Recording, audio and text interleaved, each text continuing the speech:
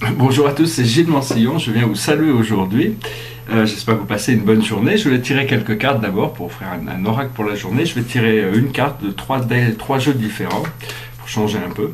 Alors, au niveau de la sagesse qui vient de nos guides, c'est notre maître guide. Il faut connecter avec notre maître guide. C'est un guide qui a plein de sagesse, plein d'amitié, plein de connaissances, il est vraiment là pour, enfin je veux dire, c'est vraiment, il fait partie de c'est un élément central de notre moi supérieur, c'est connecter avec ces aspects ascensionnés personnellement mon maître guide c'est quelqu'un qui vit sur la planète Chiron, qui est sur une planète très éclairée, très rapide, très illuminée, et donc je m'efforce de pouvoir travailler avec lui, mais enfin,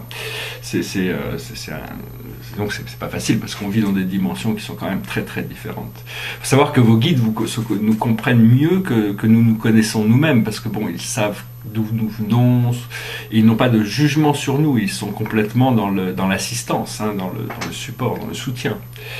Après ça, on va voir un message des archanges. Aujourd'hui, on a la Dame de Raphaël. On a la Dame de Raphaël, donc c'est une carte très émotionnelle, très belle, très profonde, c'est le côté féminin du féminin, hein, faites ce que vous dicte votre cœur, amour du foyer et de la famille, des informations dignes de confiance livrées par l'intellect. Donc voilà le message des archanges pour aujourd'hui. Et puis je vais tirer une troisième carte. C'est sur les vies passées. C'est des cartes sur les vies passées. On va voir quel peut être le déclencheur de la journée. Et aujourd'hui, le message, c'est la sagesse, c'est-à-dire l'intégration de la sagesse. Il faut intégrer, on reçoit cette sagesse, il faut l'accepter, il faut savoir qu'elle va continuer de se développer à l'intérieur de notre vie. Donc vraiment, c'est un grand jour d'intégration. Je voulais montrer parler un petit peu d'art. Je vais mettre un peu plus de lumière, je m'excuse, hier, je n'ai pas trop mis de... J'essaie d'avoir trop de projecteurs dans la figure non plus, mais ça c'est un tableau, je vais vous montrer ce tableau. C'est un autoportrait. Alors au départ, bon, il y a je sais pas si on le voit bien, il y a le rouge en bas, la table rouge. Et la table rouge avec un génie qui sort d'une lampe, avec un personnage qui sort du tableau. Mais vu qu'il y avait quand même l'idée de bleu, blanc, rouge, et puis le bicorne, au départ je croyais que c'était un portrait de Napoléon, et puis j'ai plusieurs amis qui m'ont dit mais non, c'est pas Napoléon, c'est toi. Donc maintenant je l'appelle autoportrait au bicorne. C'est un tableau, je suis très attaché à ce tableau, 2005. Le tableau derrière, c'est un tableau de 2008, c'est un tableau métacosmique. C'est symbolique du point zéro, c'est symbolique du point zéro, c'est le son originel, la dimension qui inclut toutes les autres dimensions, c'est ce symbole du Om, qui est un symbole sanskrit, et il y a toute cette sorte d'explosion autour, c'est un tableau assez réussi. Je vais aussi montrer ce tableau, c'est un tableau un peu différent, ça s'appelle Attraction, c'est un tableau de 2008, il est 2008. Et c'est un tableau qui est dans les couleurs sombres, hein, mais c'est beaucoup plus abstrait, mais ça fait partie des intérieurs, c'est toute cette période d'intérieur que j'ai fait. Je vais peut-être montrer aussi.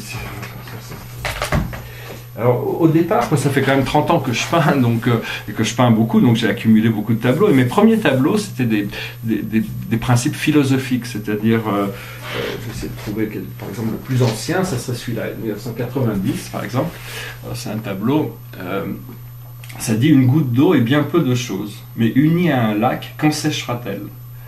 Alors bon, je ne sais pas si on peut voir trop bien les détails, mais... Enfin, il y a toutes sortes de subtilités dans ces tableaux, des dimensions. C'est-à-dire que c'est des tableaux anciens, mais... Puis bon, je n'ai pas eu trop l'occasion d'en profiter, hein, parce que je n'ai pas assez de murs pour pouvoir vraiment profiter de ma peinture actuellement, mais bon, je pense que ça va changer. Ça aussi, c'est un peu dans le même esprit, mais c'est beaucoup plus tard, c'est en 1995, ça s'appelle L'initiation au voyage. Alors, c'est un petit tableau qui est assez dynamique parce qu'il est rouge, hein, mais c'est un poème de Baudelaire qui dit mon enfant, ma sœur, songe à la douceur d'aller là-bas vivre ensemble, aimer à loisir, aimer et mourir au pays qui te ressemble. Les soleils mouillés sous ces ciels brouillés, pour mon esprit ont les charmes si mystérieux de tes traîtres yeux brillants à travers leurs larmes.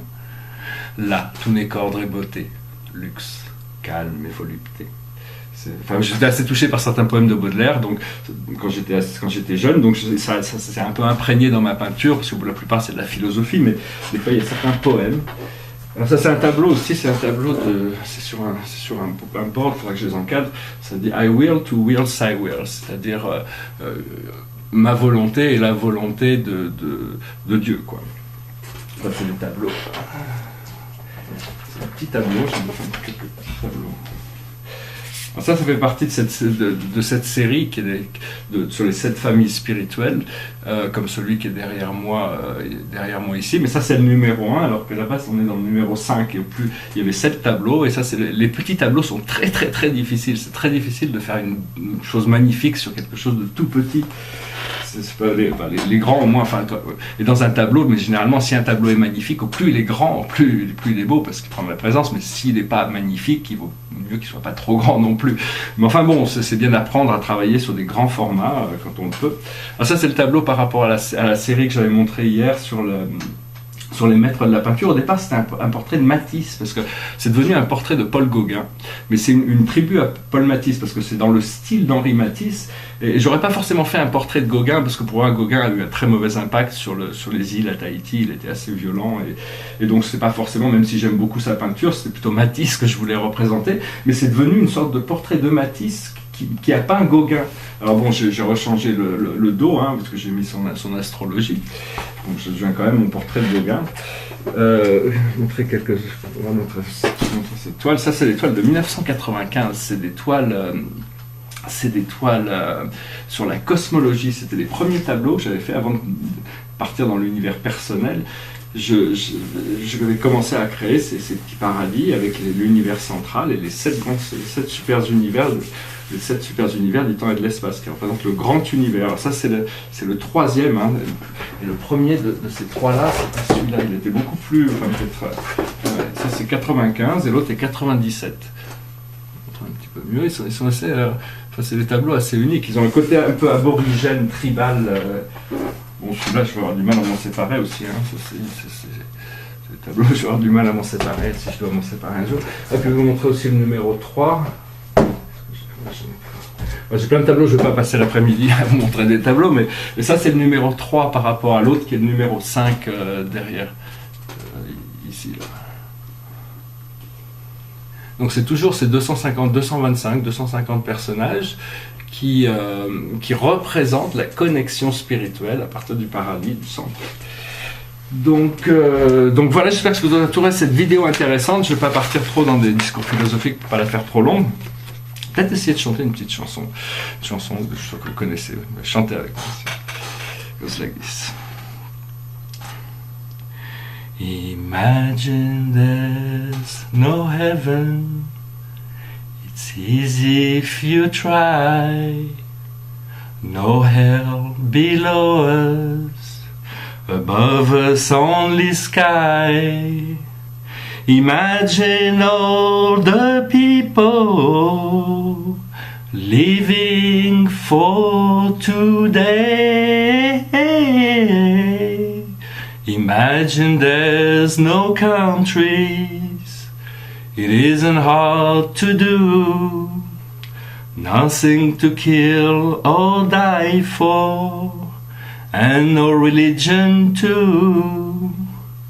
Imagine all the people living life in peace. Ooh, ooh, ooh. You may say I'm a dreamer, but I'm not the only one. I hope someday you'll join us, and the world will be as one. Imagine no possession. I wonder if you can. No need for greed or hunger. A brotherhood of man. Imagine all the people sharing all the world. Ooh, ooh. You may say I'm a dreamer, but I'm not the only one.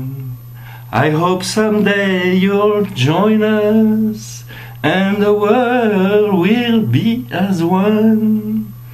Je m'excuse, j'ai chanté sur une note un peu bizarre aujourd'hui, mais je vous souhaite une excellente journée, je vous remercie pour tout, remercions John Lennon pour cette magnifique chanson, et puis bon, j'espère que vous pourrez profiter de la journée au maximum, je vous dis à très bientôt, Donc on va continuer dans ces nouvelles énergies, continuer toujours d'essayer de rester bien connecté avec tous vos pouvoirs créatifs, suivre votre intuition pour arriver à utiliser au maximum les énergies qui sont données avec cette sagesse et cette journée. À bientôt, namasté.